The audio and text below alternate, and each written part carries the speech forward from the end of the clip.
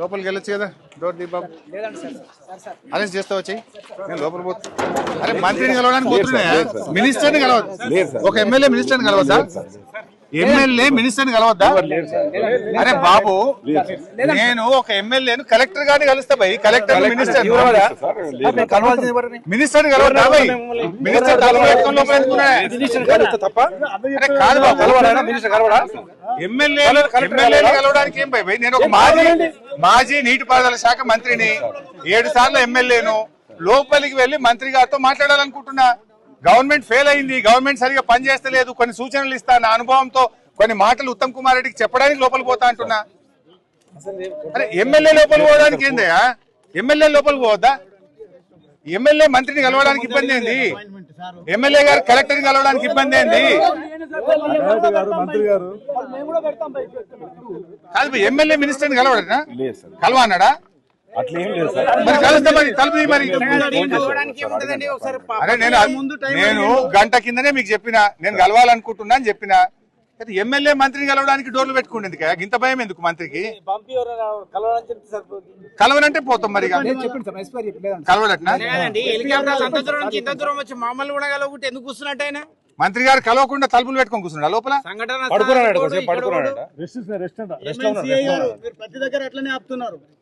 మంత్రి గారు కలవన్నాడట అది కాదు నీళ్లు క్వార్టర్ రోడ్డు కలిపినట్టుంది ఆయన అది కానీ కలవడం ఇప్పుడు మనకెందుకు క్లియర్ కానీ ఏం భయ సార్ కలవ అన్నారా కలెక్టర్ కూడా కలవడట్నా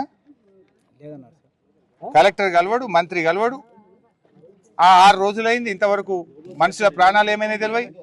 డెబ్రిస్ బయటకు రాదు లోపల తలుపులు పెట్టుకొని కూర్చుంటే ఎట్లా భయ్ వచ్చింది లోపల పడుకుని కదా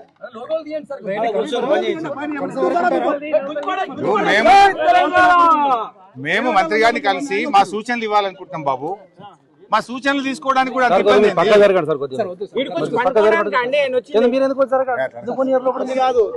ఎందుకు పోనీ రీజన్ చెప్పండి నాకు మీకు పర్మిషన్ ఉంటే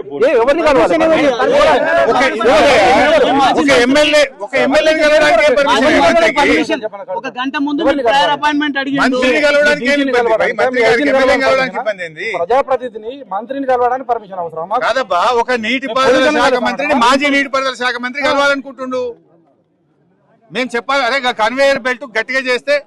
వెంటనే పని చేస్తుంది గది రిపేర్ చేయించమని చెప్దాం అనుకుంటున్నా నాకు కొన్ని ఆలోచనలు ఉన్నాయి చెప్దాం అనుకుంటున్నా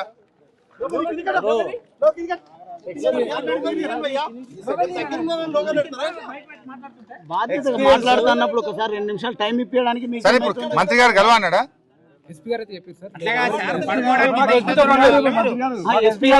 మంత్రి కలవని మాకేం పని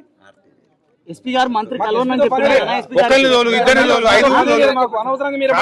మేము కొట్లాటకి రాలే భయ్ సార్ మాకేం కొట్లాట పోయిడా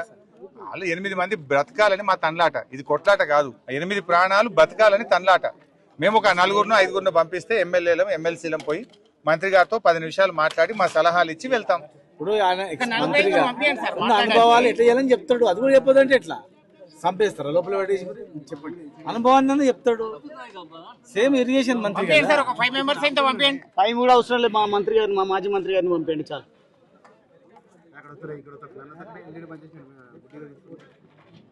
మీరు అడ్డంలో ఏం మాట్లాడారు మీరు మీరు మంత్రి